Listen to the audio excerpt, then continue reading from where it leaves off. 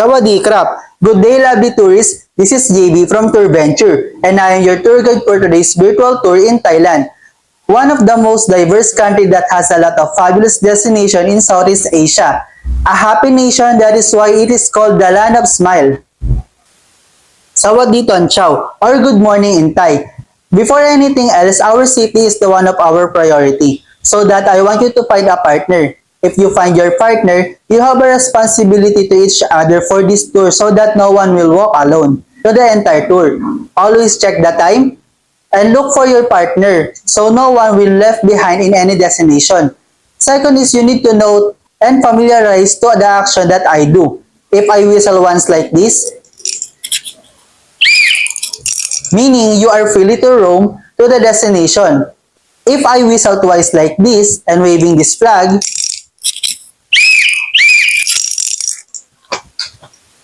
meaning you need to go back to the bus to prepare for the next destination. And if I wave this flag like this, meaning I will share some facts about the country Thailand. Another reminder is we will travel with no trays. So all of your trash will place into the trash can or simply put into your pocket to maintain cleanliness to the tourist destination. I can see to the faces of all of you that you are excited. So let's begin our tour right now. Our first destination is Bangkok, the country's capital. It's among the most well-known tourist destinations in Thailand. It is the fast-paced, bustling metropolis with a population of over 8 million. It's renowned for its multicultural atmosphere and active street life, and serve as the entry point to the nation's top temples and palaces.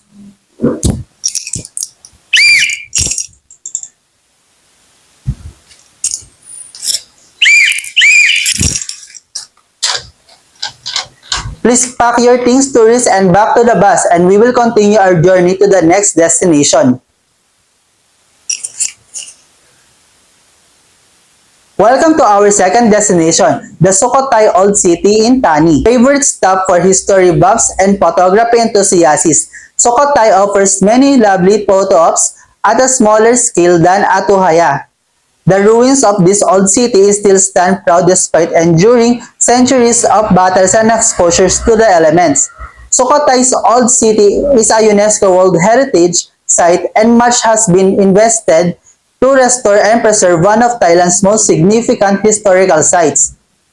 Of the many wats in Sukhothai, Wat Hat is the most impressive. Founded sometimes in 13th century, the temple was built to enshrine Buddha relics and is surrounded by massive standing Buddha images, stuccoed sculpture, stupas, and more.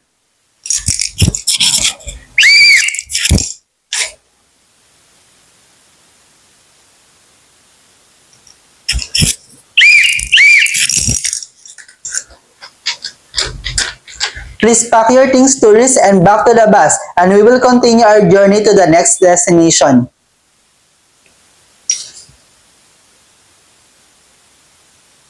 Welcome to our third destination, the Khao Sam-Roy National Park in Khoi Buri district known as the Mountain of 300 Peaks. Khao Sam-Roy is Thailand's first coastal national park, established on June 28, 1966. The park is must-visited destination for nature enthusiasts, adventure seekers, and anyone looking for experience Thailand's breathtaking landscape and rich wildlife.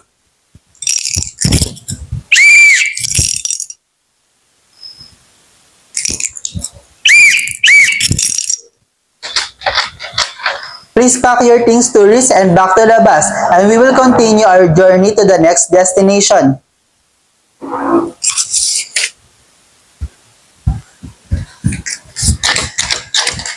Facts about Thailand.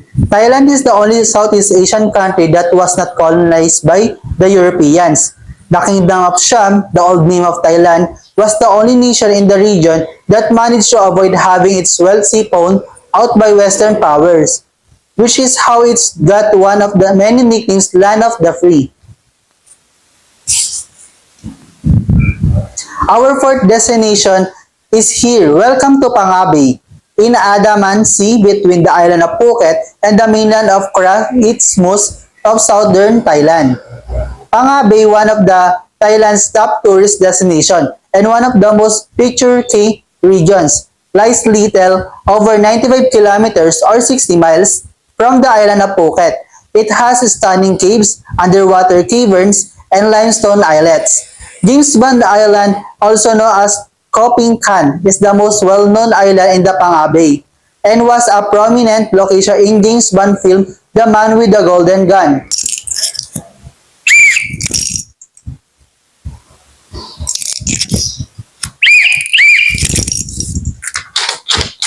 Please pack your things, tourists, and back to the bus. We will continue our journey to the next destination.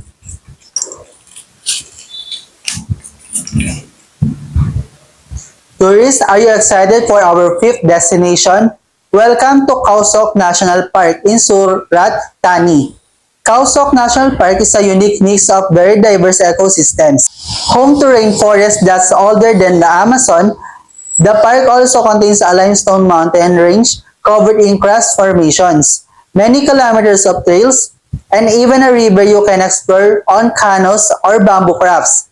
The park is home to Malayan sand bears, tigers, and wild elephants, and sighting aren't rare once you get deep into the evergreen rainforest. The park is also famous for its eco-luxury camps, where tents come in en-suite bathrooms, deluxe bedding, their own kayak, and some of the best meals you'll try in Thailand.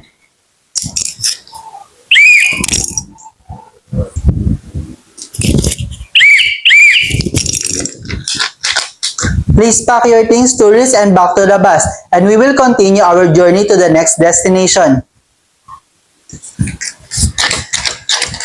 Facts about Thailand. The full name of Bangkok is Krupte Mahanakon Amon Ratarakonosin Mahinthara Ayutthaya Mahadilop Popnop Harat Ratchatani Burirom Odom Charet Chaniuet Manhasaton Amon Timan Awatat Sathit Sakhatathiya Rikatos Noktram Prasit.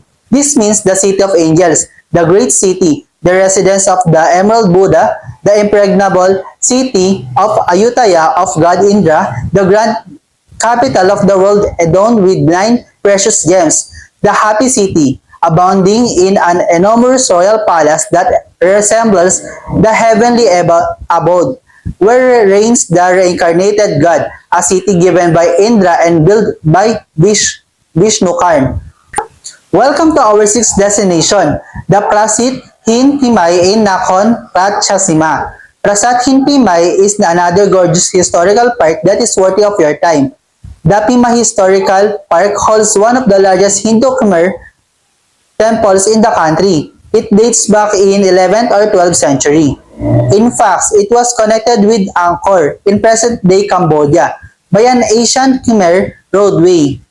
If you've ever visited or seen pictures of Angkor Wat, you'll recognize the gorgeous elaborate architecture.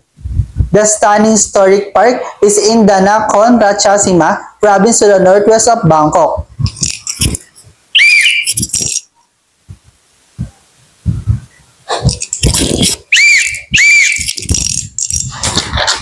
Tourists, please pack your things and back to the bus, and we will continue our journey to the next destination.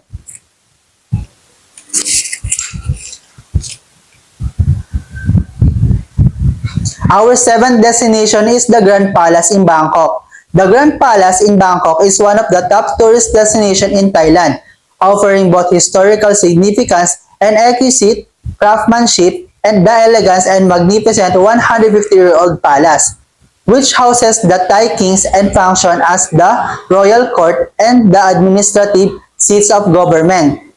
Is adored with lovely architecture and exquisite decoration. Of one of the best locations to see in Thailand is the palace, which features paintings on its wall of the Thai War Ministry and state agencies.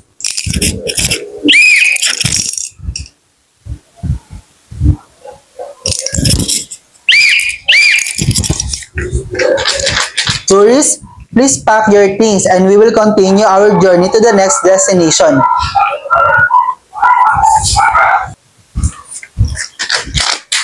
Facts about Thailand. Thailand uses the Thai solar calendar as the official calendar, in which the calendar's apocal date, year 0, was the year in which the Buddha attained the parinibanya.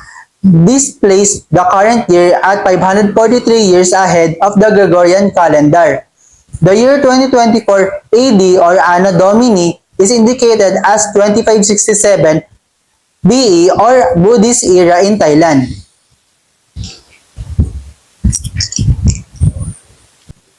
Welcome to our 8th destination, the Khao Yai National Park in Nakhon Ratchasima. Elephants are revered in Thailand, and statues and paintings of them can be seen everywhere you go, including the royal palaces and many temples. For the ultimate experience, however, nothing beats the chance to see elephants in their natural environment, and Khao Yai National Park provides a great opportunity to do just that.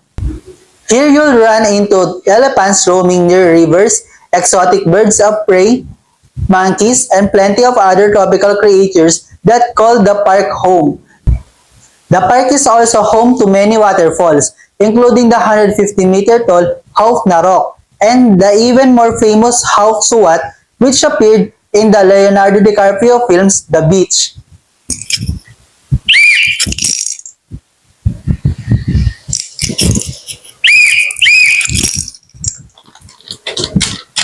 Please pack your things, tourists, and back to the bus, and we will continue our journey to the next destination.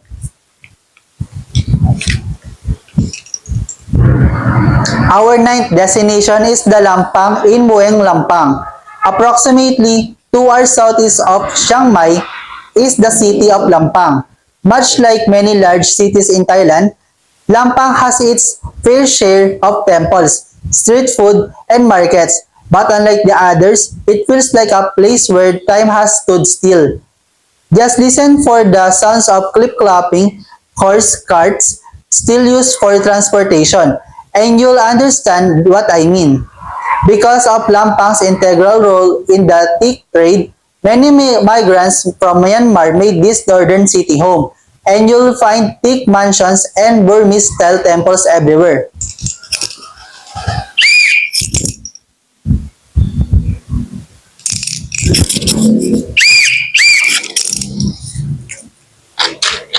Please pack your things, tourists, and back to the bus. We will continue our journey to the next destination.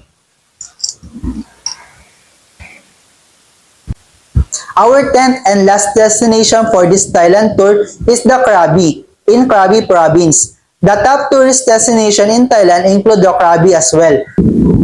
The Krabi province, which comprises of more than 200 islands, has a substantial area of land set aside as national parks. It has a beautiful beaches and a coastal line with sheer vertical limestone cliffs that are a favorite amongst climbers. The best snorkeling in Thailand may be found in the coral fringe waters of the Phi Phi Islands, a well-known tourist destination in Krabi.